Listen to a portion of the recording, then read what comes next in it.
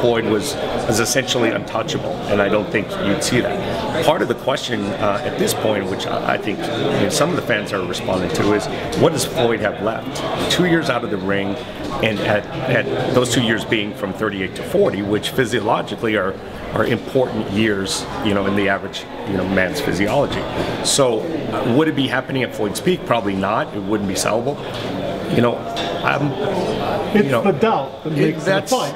It is, and if you look at the most competitive fights that Floyd has had lately, I mean, you probably look at the Maidana fight. We thought Canelo would be competitive. It really wasn't. We thought Pacquiao would be more competitive. It was pretty one-sided. The guy that was most competitive, Marcos Maidana, was far from a tactician. He's a rough, tough, aggressive guy, a little bit wild. Those are all the same adjectives which, describe Conor McGregor. So I'm not saying he's, Marcos Maidana, but that's a pretty good blueprint of how to attack a 40-year-old Floyd Mayweather. Okay, but if you read the boxing correspondence, be it in the LA Times or New York Times, they say this is a foregone conclusion.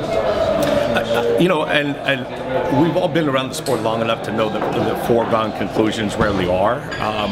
The one that it reminds me of somewhat is De La Hoya Pacquiao. There was a tremendous amount of criticism before the fight. Pacquiao was too small, it didn't make sense, it was a joke. Certainly not the type of criticism of Mayweather and McGregor, but it was similarly viewed as one-sided. Pacquiao Horn was viewed as one-sided the other way.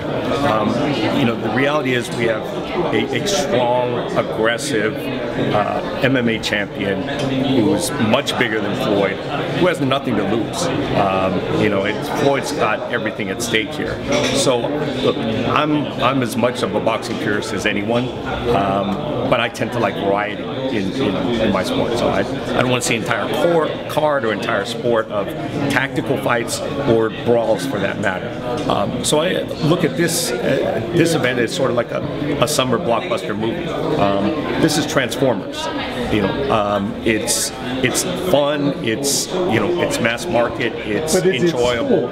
Well, I think when we get into the ring, I think there'll be no doubt, because at the end of the day, anything can happen in that ring.